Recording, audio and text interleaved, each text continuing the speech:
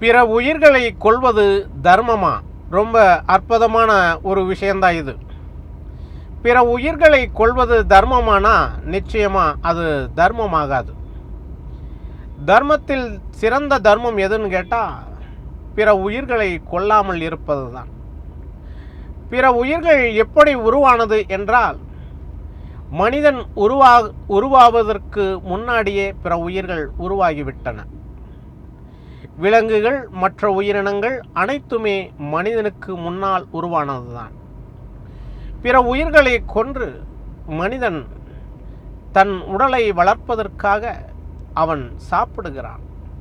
பிற உயிர்கள் எதற்காக உருவாகியிருக்கிறது இந்த பிரபஞ்சத்தில் என்றால், பிற உயிர்கள் உருவாகியிருக்கிறது அது விலங்குகளுக்காகத்தான், மனிதனுக்காக அல்ல.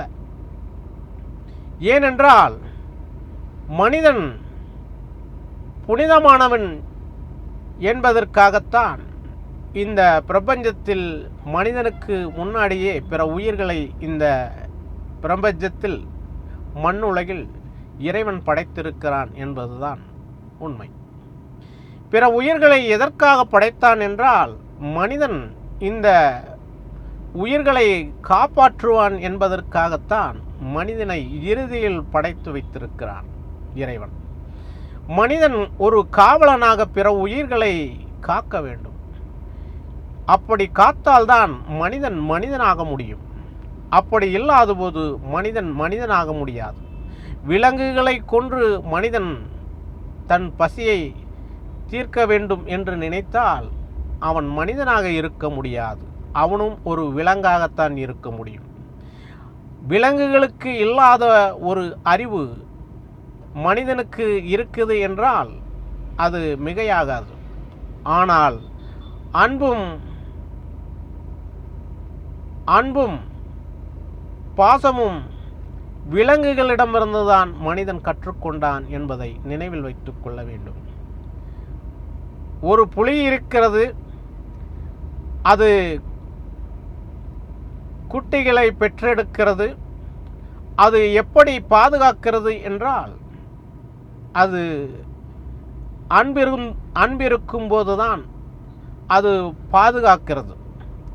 அன்பு இருப்பதால் தான் அது பாதுகாக்கிறது. அதை மனிதன் பார்க்கிறான்.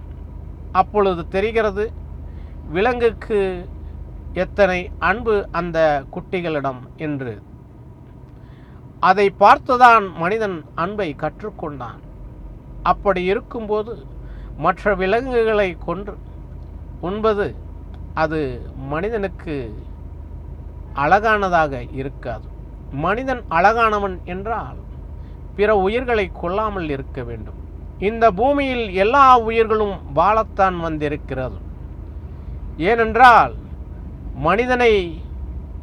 மனிதனே அசிங்கப்படுத்திக் கொள்ளும் விஷயம்தான் பிற உயிர்களை கொள்வது. பிற உயிர்களை கொன்று அவன் உண்ணும்போது பாவங்களை செய்கிறான்.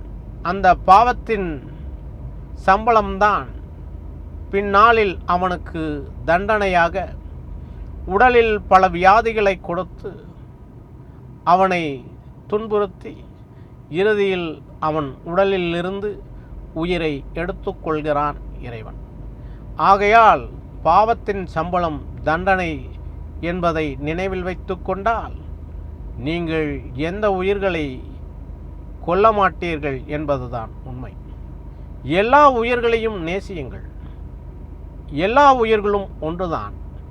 உங்களின் உயிர் மட்டுமல்ல, பிற